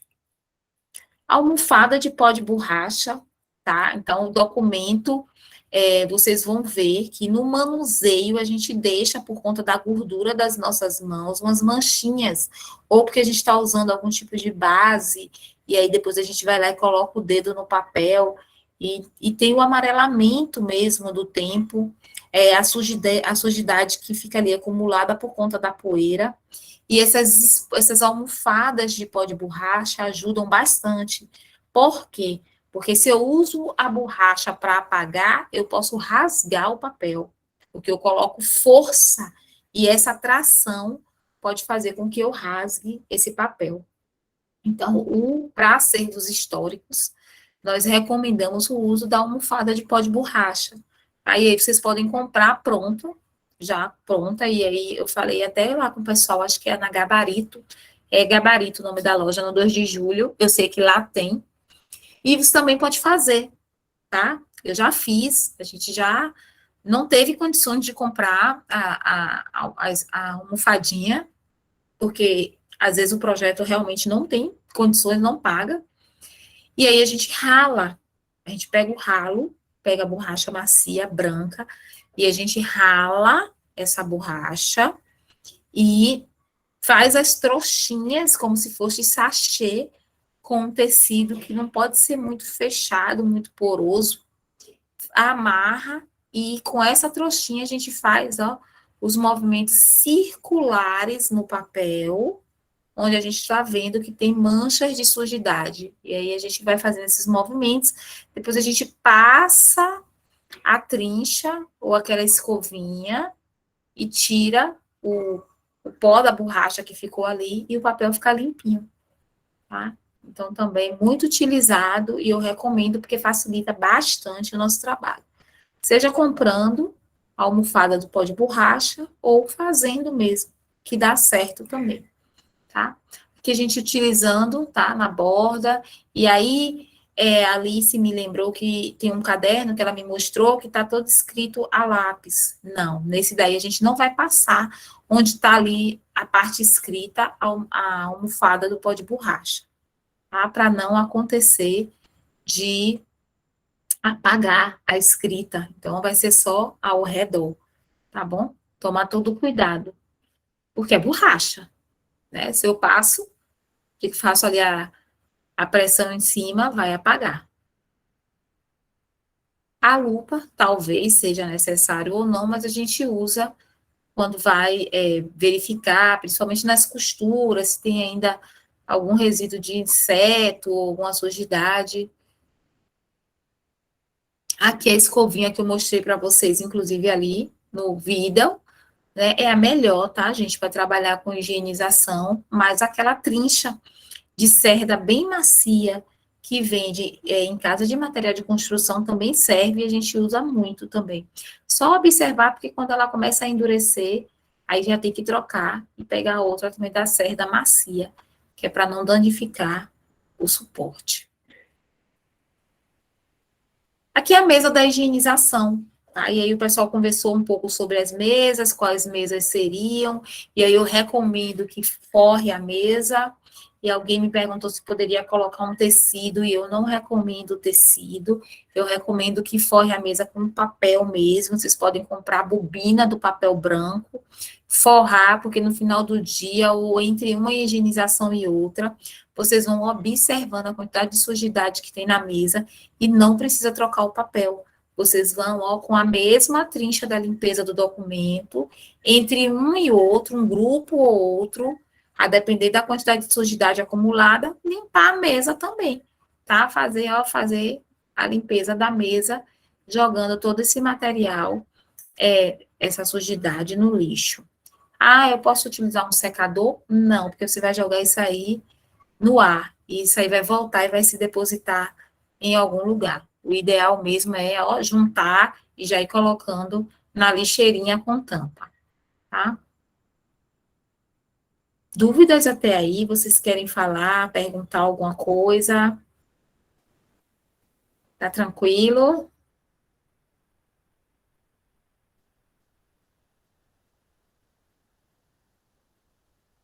Eu vou entender o silêncio, como tá tudo tranquilo.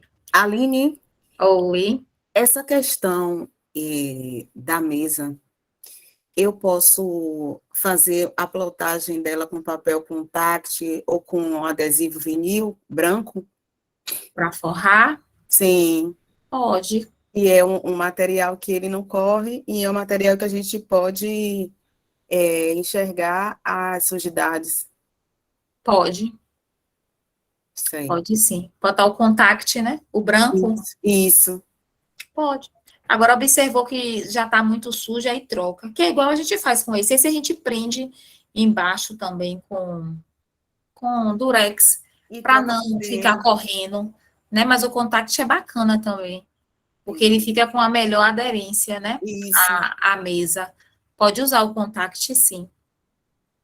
Tá? E aí, observar, né? Porque aí também, depois que já estiver muito sujo, que estiver colocando já em risco o documento higienizado, ali se está em contato, aí troca.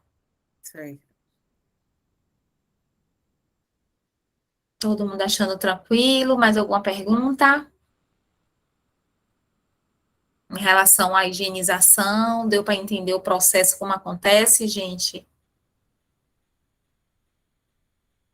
Deu para entender, sim.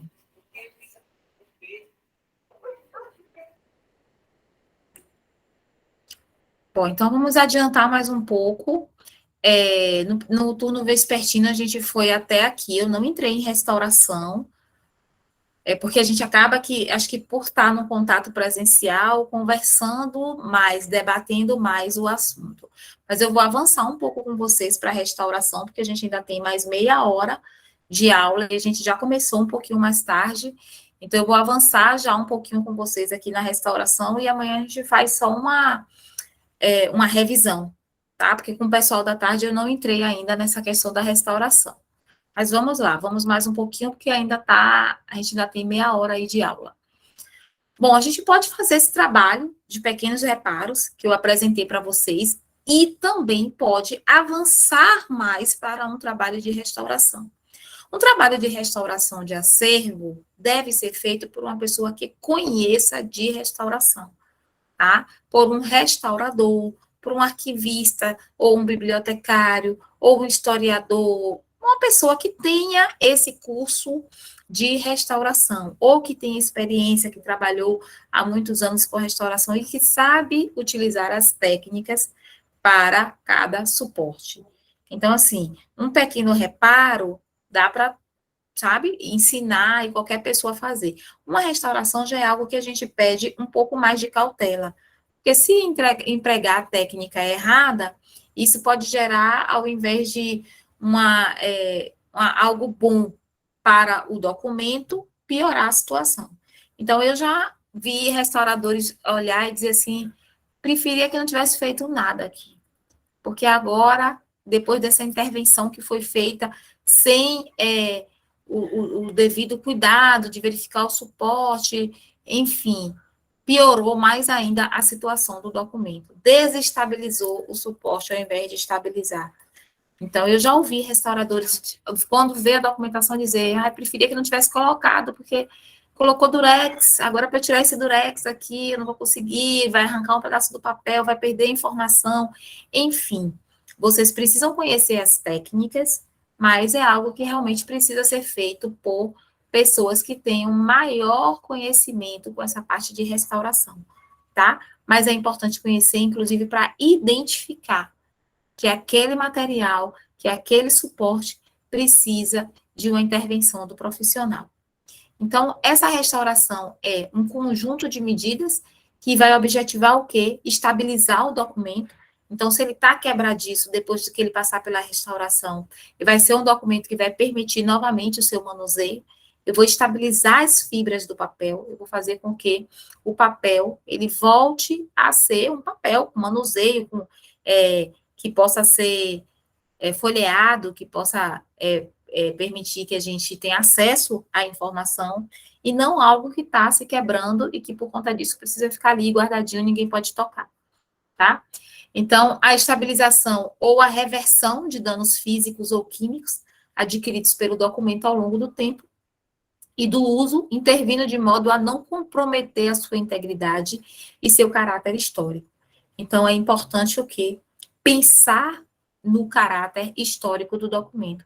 Eu jamais vou realizar uma intervenção que altere o suporte original, uma intervenção, eu trocar a capa de um livro histórico.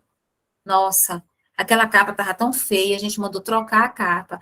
Mas aquela capa feia, com as marcas do tempo, tem os traços dos traços da preservação, os traços da memória, os traços daquela época. Então, era algo que precisava ser preservado e não trocado. Então, as técnicas de restauração, elas geralmente, elas devem ser feitas pensando principalmente em mudar, não mudar e mexer o mínimo possível nas características daquele documento. Tá? Aqui, a gente tem algumas fotografias de processos de restauração. Então, desde a retirada de fitas de durex, fitas que não deveriam estar no documento, porque o processo de restauração, ele é feito com papel japonês, com fita de restauro, jamais com durex, até a fita mágica, que é algo que foi colocado no mercado para fazer contenção em documento, é algo que os restauradores não usam. Tá? Só mesmo no último caso, se não tiver outra forma, se não tiver meios mesmo de ter ali o material adequado, usar uma fita mágica. Então, você tem aí a retirada com o bisturi desses materiais, você tem o documento tomando um banho para revitalizar, né, e para poder também estabilizar novamente as fibras do papel. Você tem aí a higienização sendo feita no livro, você tem a planificação do documento, você tem um processo ali, o documento no freezer. Quem quer chutar o que seria isso aí? Por que esses documentos estão sendo colocados no freezer? Alguém? Por conta de páginas coladas, vamos dizer assim, as páginas que ficam presas. Mais alguém? Matar os bichinhos? Ação de fungo, essas coisas. É o processo de congelamento, é uma das técnicas para matar, para intervir, né, para matar os bichinhos mesmo, para intervir nas pragas. Né? Então, ele se vocês observarem, deixa eu ver se eu consigo fazer uma coisa aqui. Consigo. O documento, ele tá como é que chama? Embalado a vácuo, né, para poder não entrar nenhum tipo de... não ter contato com a água mesmo, porque é um freezer, né, e aí ele fica ali nesse processo de congelamento para matar os bichinhos. porque muitas vezes a gente faz a higienização, mas eles ficam dentro das capas, principalmente esses livros mais antigos. Eles ficam dentro da capa, dentro das costuras, e o congelamento é uma das técnicas, assim, bem acessíveis, porque qualquer pessoa que tiver um congelador, um freezer em casa, consegue cartilha da Fiocruz, eu até coloquei uma lá hoje para vocês também, que eu adoro o material da Fiocruz, falando sobre documentos pessoais. Cartilha, insetos, eu sou viciada. Eu também gosto muito. E aí a gente, e é uma técnica acessível, né, Ari, o congelamento. Eu, particularmente, é uma das técnicas que eu mais recomendo. Quando dá para fazer uma atmosfera anóxia, ótimo. Quando não dá para fazer uma atmosfera anóxia, que é tirar totalmente o oxigênio, e esse oxigênio, bichinho nenhum sobrevive. Então, quando dá para a gente trabalhar com uma anóxia, quando não dá, aí a técnica de congelamento vem aí em segundo plano nas minhas indicações, quando a gente está fazendo algum trabalho. E aí é proteger o documento e congelar para matar os bichinhos mesmo. Então, faz parte também das técnicas de restauração, né, de pequenos reparos, porque também não adianta a gente intervir no documento, a gente fechar todos os furinhos feitos pelo cupim com papel japonês, se a gente não matar as pragas, os insetos que estão ali tomando conta daquele acervo. Então, eu preciso intervir, né, com trabalhos adequados de detetização, ver o que é que eu posso utilizar nesse acervo e trabalhar a documentação também com essas técnicas que importantíssimo saber que são as técnicas menos agressivas ao documento. Então, eu não vou agredir, se eu consigo embalar esse documento da forma correta, impedindo que ele molhe, que ele tenha contato com essa umidade, eu vou ter uma técnica eficiente e segura. Então, o congelamento, ele ajuda bastante nesse sentido, tá? Então, eu tenho aqui a planificação, a higienização, o congelamento, a retirada de sujidades com o bisturi, com a espátula, o banho, tá? De desacidificação, também para tirar o amarelamento. Aqui, a gente tem um processo de retirada de marca de ferrugem, tá? E aí vem o antes da intervenção e o depois da intervenção. Então, observem que praticamente removeu 100%, tá? Nem sempre a gente vai conseguir remover 100%, mas foi bem próximo disso aí. Ficou uma marca, mas o ferrugem foi retirado, tá? E esse ferrugem, quando a gente deixa, ele continua corroendo o documento, né? Aqui, furos e rasgos causados pelas térmicas e o enxerto feito com papel japonês. Esse enxerto está mostrando na capa, mas nesse projeto aí, porque foi um projeto que eu trabalhei, a gente fechou todos os furinhos com papel japonês. Tá? Todos. O que é utilizado, Aline, para tirar os ferrugens dos papéis? Olha, nesse projeto, nós trabalhamos com lisoforme e tira-ferrugem. Tira-ferrugem mesmo, aquele... Sim, o amarelinho lá. Exatamente. Então, nós trabalhamos com os dois produtos. Tá bom. E funciona, tá? Agora, precisa ser empregado com cuidado, vai devagarzinho, bota uma gotinha, tem um algodãozinho ali do lado, faz o experimento, vê como é que o papel vai receber esse produto químico, deixa por um tempo, se realmente está sumindo, e aí vai vendo, né? É aquilo de você empregar a técnica mais adequada. Então, testa o tira-ferrugem, se não der certo, a gente vai passar a testar outras técnicas. Geralmente, o tira-ferrugem dá certo, tá? No caso dos furos, aí nós fizemos o trabalho de enxerto com papel japonês, e os furos das folhas, eu até comentei hoje com o pessoal, tinham folhas com 75, 80 furos, e a gente tapou um por um com papel japonês. Então, a restauração é um trabalho minucioso que requer tempo, muito tempo e muita paciência, porque é um trabalho muito delicado. Então, nesse caso aí, foi utilizado o papel japonês, tanto para enxerto, como para fazer a obturação, para fazer, para tapar esses furinhos aí.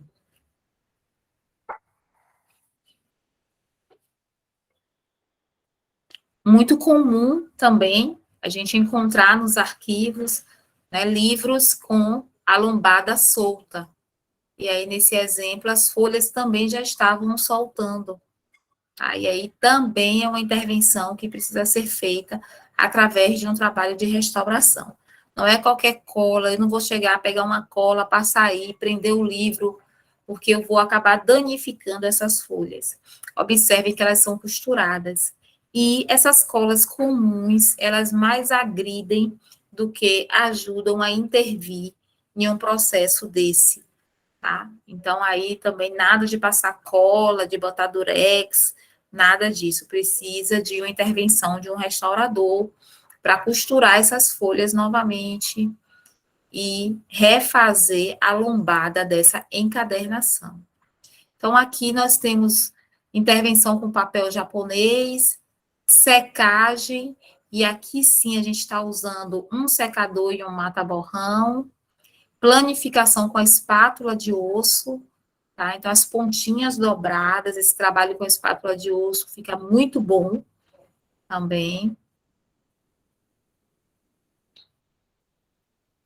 Aqui, gente, a costura, tá? Então, vocês viram a situação que estava, as páginas dos livros soltas, e aí a gente vem mesmo, Aline, esse é um trabalho feito com agulha, é um trabalho feito com agulha, é um trabalho feito com linha, e essas páginas, elas são costuradas entre si, para depois receber as demais intervenções e voltar à capa.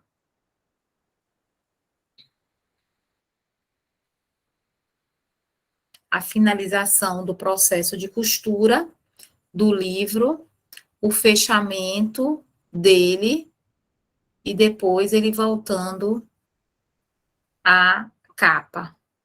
Então, assim, é um trabalho manual, é um trabalho criterioso, é um trabalho que requer muito cuidado, mas que eu estou apresentando a vocês, porque se vocês identificarem um livro nessa situação, vocês já vão saber que precisa separar para que posteriormente passe por um trabalho de restauração com um profissional. Se vocês perceberem que as folhas estão soltando, da mesma forma. Se vocês observarem furos no papel, vocês já sabem que esse arquivo aqui está sofrendo um ataque de térmitas. Então, tem broca, tem cupim, tem alguma coisa, precisa de uma intervenção imediatamente. Então, por mais que a intervenção no rasgo, o dano feito no documento vai ser feito depois, mas a intervenção ali naquele ataque da térmita tem que ser feita imediatamente, senão vocês vão perder todo o acervo. Então, assim, a gente traz essa parte da restauração mesmo para mostrar o que nós precisamos ficar atentos. E, em casos parecidos, já sabe que vai precisar mais tarde ou agora, aí vai depender muito de como está estruturado o projeto de vocês, mas é algo que precisa da intervenção de um restaurador.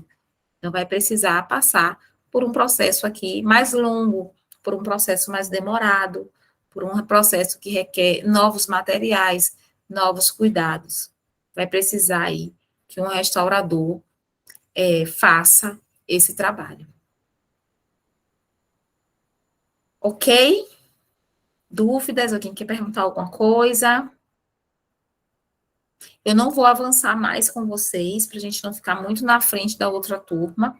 Amanhã eu vou trazer mais uma coisinha sobre restauração que eu quero mostrar, que eu quero passar para vocês, tá? E aí a gente vai entrar nessa questão de acondicionar e armazenar. Vou mostrar para vocês os meios de acondicionamento, como é que vocês podem trabalhar com o papel, como é que vocês podem trabalhar com as fotografias, com as fitas cassetes, Tá certo? Tudo isso a gente vai ver na aula de amanhã. Hoje a gente fica por aqui.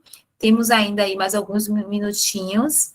Qual cola é utilizada no papel japonês? Cola metilcelulose.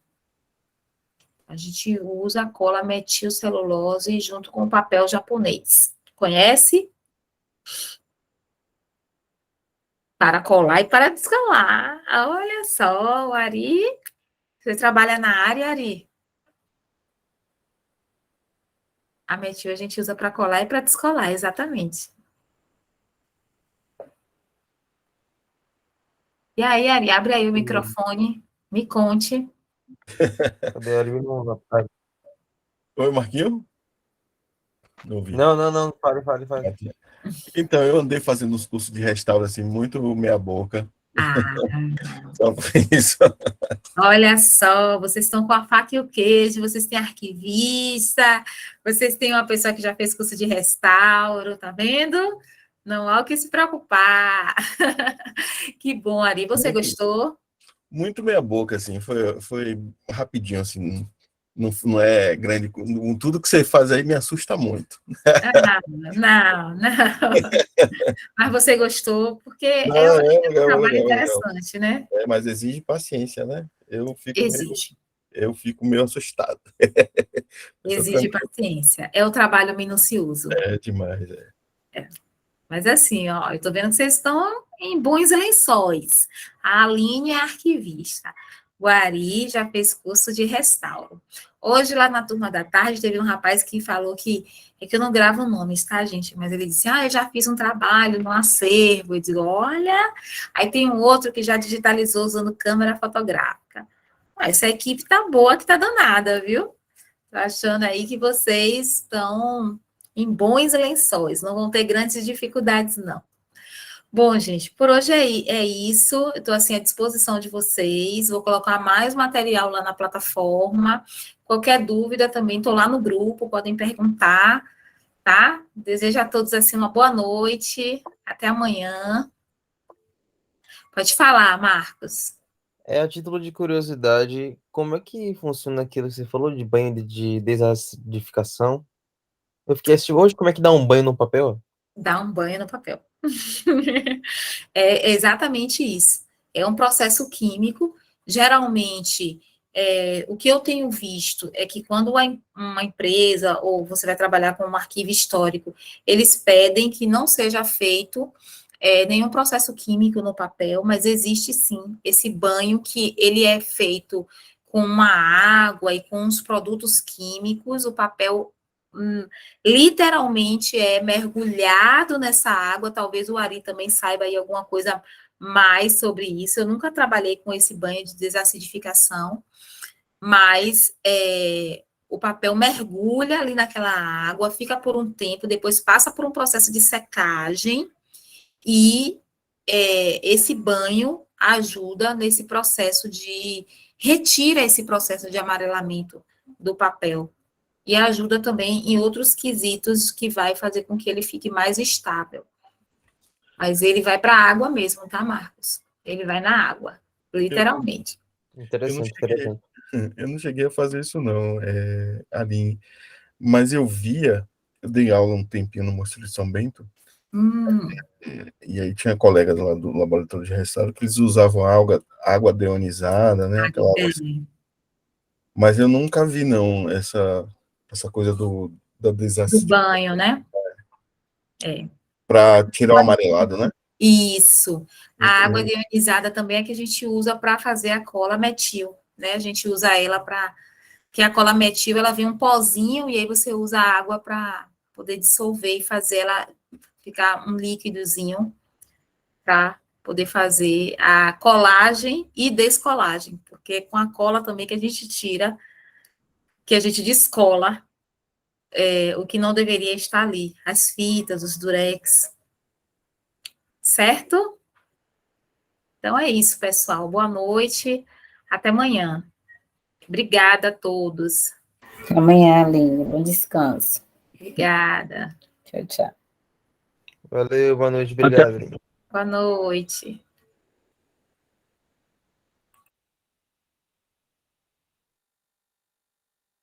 Boa noite a todos. Boa noite.